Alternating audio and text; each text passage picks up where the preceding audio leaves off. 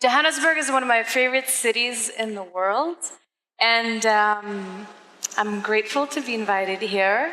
And I'll try to zoom out maybe a little bit and take us from thinking about immediate problems and immediate solutions to maybe thinking and dreaming, what is the kind of future world that we really want to inhabit and be a part of? From fictions to futures, what I'm interested in is really, what is that feedback loop? What is the conversation between fictional futures, the stories that we tell about the future, and the real futures that we end up inhabiting? So let's start. As a futurist, I'm continuously being asked, what is the future of this and what is the future of that? So whenever anybody finds out that that's what I do, they want to know what is the future of their industry. And most of the futurists actually say things like that that's definitely where technology is going, or that's definitely what is going to happen. Now, I believe there is no future, only possible futures. There's never one definite way where things could go. As a future researcher, because that's a necessary thing to do in order to be a futurist, I travel the world, but not just Silicon Valley, New York, London, Tokyo, but really everywhere. Trying to understand what are these traces and signs of the future, because we as humans, we are creative, emotional animals. We don't always move the way that is the most logical way to move. And so, no matter certain technological or scientific trends, sometimes where we end up moving proves to be very different. So ideas have impact. How we think about the future influences the way we act upon the future. Where do these ideas come from? More than from anywhere, they come from media. In fact, media, I'd say it's the modern day mythology. The foundations of our civilization and our values and even policies for generations to come often are informed by this media mythology. So I could almost say that those who control the fantasy control the future. We talk about all these great or famous or very rich technologists like they're the ones that are inventing where the world is going to go. But most of them, as kids or teenagers, or even well into their adulthood, have been influenced by the stories of the future within science fiction, films, books, comics that they've seen, and they set out to build out that world that somebody in the first place helped them imagine. We're not yet here. We're not yet wearing contact lenses, sort of extended AR, VR contact lenses. Brain-computer interfaces mostly are used just in extreme medical cases. Yet, the context in which we are today is that the digital world and the physical world will soon enough be enmeshed in such a way that our reality will be the transparency mode that we'll choose. With augmented, virtual, mixed reality, the entire idea of what is content is starting to change. Where we're going is that we won't be watching it anymore. We will be in it. We will be walking and experiencing the content, not within the frame, but within the space. These experiences might affect not just our minds, but also our bodies in such a visceral manner, never previously really achieved. Right? So the future of immersive media technology is the future of computation. When that difference between what is real and what is digital content embedded in our reality, let's just think what fake news in that case would mean. Already what's happening with the deep fakes, right? Taking certain elements of your speech or your facial expression and generating completely false content is messing up with our perception today, but where we're going, this is getting much crazier. So I am involved in science fiction, right? I only work on projects that are related to the future. Not just with tech companies that I consult and help them understand geopolitical, social, cultural context in which their technologies would be set in. Not just with real cities, countries, and governments to help them see beyond the immediate issues they're dealing with, but really the kind of city and country they want to be. I also happen to design fictional future worlds for entertainment industry. And the reason why I got into that is, I'll paraphrase Nigerian-American writer Nnedi Okorafor here, science fiction world design is one of the most powerful forms of political imaging. She speaks how science fiction writing is one of the most powerful forms of political writing. For me, science fiction world design, what we choose to include or exclude out of these worlds, is always a political stance. Whose stories we tell, whose stories we don't. My friend Laurie Penny says that cultures are defined not just by the stories they tell, but also the ones that they don't. So can we examine a little bit the popular vision of the future worlds? Altered Carbon, Blade Runner 2049, American version of Ghost in the Shell, more Blade Runner, more Altered Carbon. What happens if I type in sci-fi city in Google? That's what I see. That's what I see. That's what I see. I type in futuristic city and tick off utopia, and that's what I see. These are greener future visions, yes. They seem to be more positive, but for me, they still very much are a green and sustainable, but corporate state dystopia. So what do these dystopias lack? And how, if we understand that a little bit more, we could maybe start thinking in what way we've been conditioned to think or not think about the kind of future towards which we're building with whatever that we are doing in our professional or personal lives. So point number one, dystopias lack diversity. Cultural, of course. It's always a Western vision of the world. It's always also a very colonial vision of the world. Entire continents, entire cultures get excluded. Sometimes elements get integrated, such as in Blade Runner 2049, we see writing in Hindi, Chinese, Korean, Japanese. People are eating out of bento boxes, wearing Chinese dresses, yet we like your culture, but we don't like your people. None of these people are part of the narratives, right? Diversity also of gender and moving beyond the binary gender understanding that we have today, which already is happening in the real world, yet in the fictions of the future we're being told, we continuously remain stuck within these stereotypes and stigmas. And then the last aspect of diversity, as we talk about exoskeleton body suits, augmenting our senses, and making blind people see through tactile feedback and things like that, where are people that are differently abled and differently bodied in those future narratives? Point number two, community narratives. We seem to be stuck in a singular hero journey when we really need more stories of communities coming together beyond the boundaries of generations, cultures, genders, disciplines. Point number three, values evolutions. With sharing economy, we understand that where we're going is a world where access is more important than ownership. Where owning too much stuff and being too obsessed with physical possessions, especially by the younger generation, is becoming more and more disregarded. So where is that world where our values have evolved, and could we imagine that better?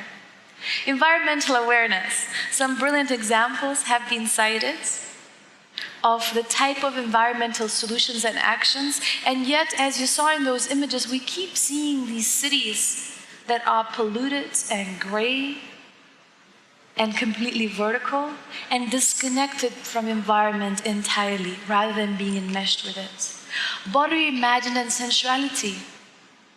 Why are all these futures so lonely? Where is sensuality, sexuality, dance, physical experience, and physical creativity in them? I think we can do better in that point. Ritual and spirituality. Such an important point, maybe in the Western world, has been somehow forgotten, excluded out of the life. Yet, mostly everywhere else, it remains a very important part of our lives. So could we think of spiritual technologies and how technological tools could help us in the future rituals that we could only imagine, right? And the last point that is the dearest to me is creativity, youth, and street culture. So when we saw these green future cities that I searched in Google, where is youth? Where is the street culture? Where's diversity of the expression? Where is the street art? Where are the street performances? Where is everything that youth cares about today? Why their voices are never present in those narratives of the future that we tell and towards which we design. So representation matters because fictions bleed back into reality. Just think of Minority Report, right? And what today Peter Thiel is doing with Palantir. I don't know if you followed much, but the news that came out of sort of predictive crime algorithm that he was secretly testing in New Orleans, feeding it with more biased data that would put even more people into already an unjust criminal system in America. So it's interesting how some of these dystopian visions, instead of being warnings, become product roadmaps. And so where is the urgency for us, especially speaking here on this continent in Africa, to imagine futures that are different from those narratives that have been fed, futures that are inclusive and futures that are contextual? It's important to understand that nostalgia is poison, but also, F word, techno-fetishism. Truly, we cannot think of just going back and make something great again, but at the same time, becoming obsessed with the gadgetry of things is never a solution. Innovation is never a gadget. It's never a thing, it's never a shiny new thing. It's really, what do we do with things? Can we start thinking of technology as an extension of our biology? Technology it has value, but it doesn't have values within it. We can embed certain possibilities of interaction. When we design technologies, we can think how we embed within that very design collaboration rather than isolation. Opening people's minds rather than closing them within their own filter bubbles. But at the end, it's us who are designing it. We should never blame social media or algorithms. It always has to come back to us. Technological progress without humanitarian evolution always equals dystopian future. We absolutely need to think how technology will be supporting us in our evolution as humanity, as a planetary civilization. For me, the real challenge today is to imagine a future that has hope in it. And this hope, it cannot be in technology. The hope has to be in humanity. AI is not a magic pill. Blockchain is not going to solve everything. VR all of a sudden is not going to make us empathetic. It's how we use it and how we design it and where we are putting and who we are giving it access to. So this is maybe one of the first mainstream examples. My friend Hannah Beachler was a production designer of Black Panther, and that's her imagination of Wakanda. It is a fictional country in Africa It's still very much an idea of an Africa, rather than really what Africa is about. There's still a lot of exotification, because somehow the world needs to pass through that to understand what this continent and these cultures, this multiplicity of cultures, the melting pot of cultures would have to offer. But it's a beginning.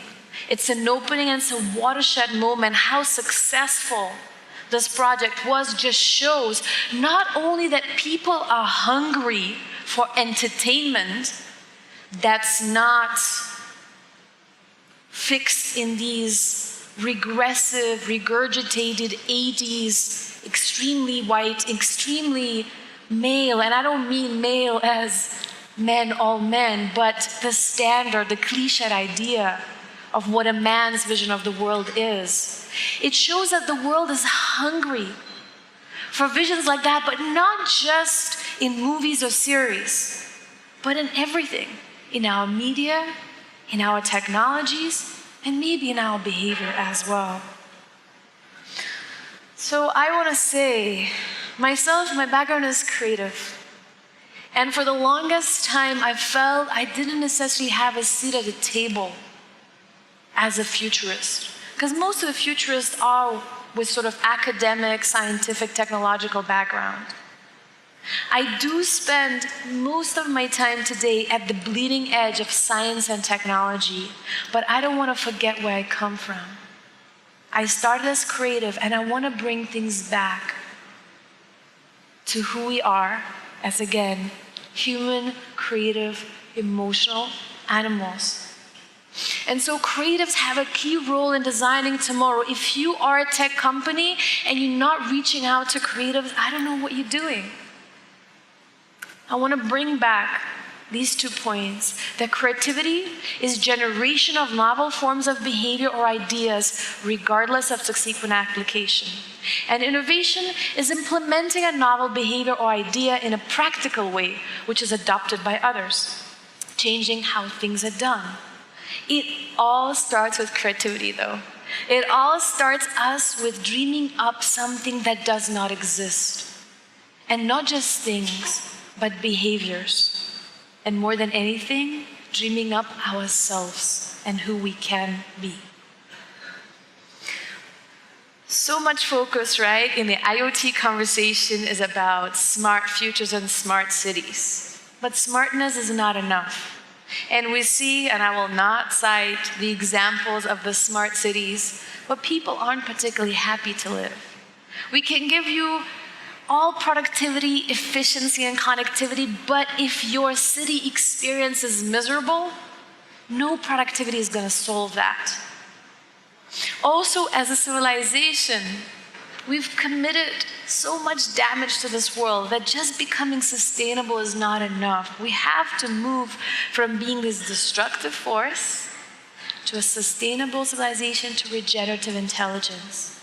And so my equation is smart future plus creative future equals regenerative future. And it's that kind of future that we should be aiming for. We have to start thinking technological, social, and cultural innovation inseparably. Not one after the other, but really together. I want to quote Audrey Tang. She's digital minister in Taiwan and trans woman, free software activist, just extraordinary person. When we see Internet of Things, let's make it an Internet of Beings. When we see virtual reality, let's make it a shared reality. When we see machine learning, let's make it collaborative learning.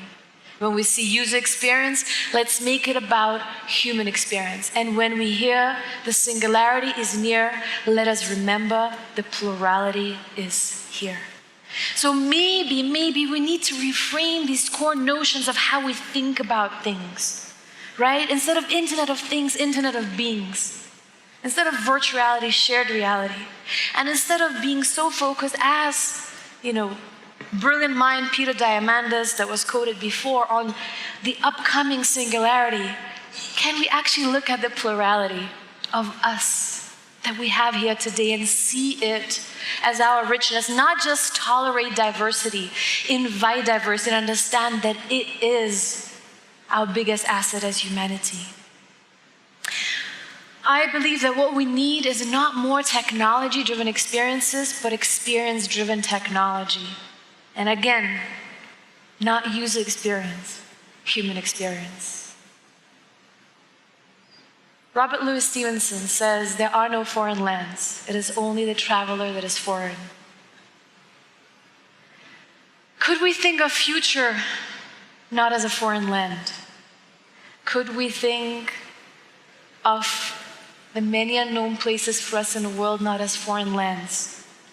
Could we understand that future doesn't happen here or there, Silicon Valley, LA, London, New York, Tokyo, Beijing? Future is happening right here, right now, and we are the ones making it. So I want to show a little bit of my journey, also outside the world of technology, in the Amazon jungle, crazy uninhabited places of extreme climate and landscapes, Sahara Desert, weird and absolutely magical land art pieces built in the middle of nowhere, exploring traditional cultures and conversing with kids, not just the hipster kids in Berlin, but also the kids in the small town in Morocco and kids in favelas in Rio de Janeiro. Oh, let's go back. And why that is important? Because understanding people, understanding what people want, seeing what is common and what is different between us informs the way I think when I work with some of the leading tech companies, the Googles and Intels and Reliance Jios and the likes, in really bringing back us into that geopolitical, social, cultural context and bringing us back from users to people. Here is some of my work that I've done for Hollywood industry. And as you'll see, I try to bring in as much as beauty, magic, and imagination, but it still remains very cyberpunk and very dystopian. Because that's what the narratives in the Western world want. And it's precisely the reason why I am here, why I'm spending significant time in Africa, while I'm looking to collaborate with technologists, innovators, and creatives here, because I believe that we could imagine a different future here. Instead of copying American model of innovation or China's model of innovation, we could really think what is relevant for this place here, for these people here. And maybe not maybe, but actually certainly, innovation created here would be much more applicable in the rest of the global South, in India and Brazil and South Asia, than the top-down innovation that is very much coming from Silicon Valley.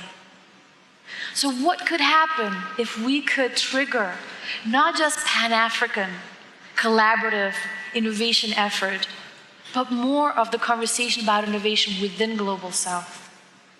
I think future could be way more open, exclusive, and exciting if we do that. I used to say future is now, as something very cool and futuristic is happening. Look at it right here. And now I actually shifted to saying now is the future. Future is always now.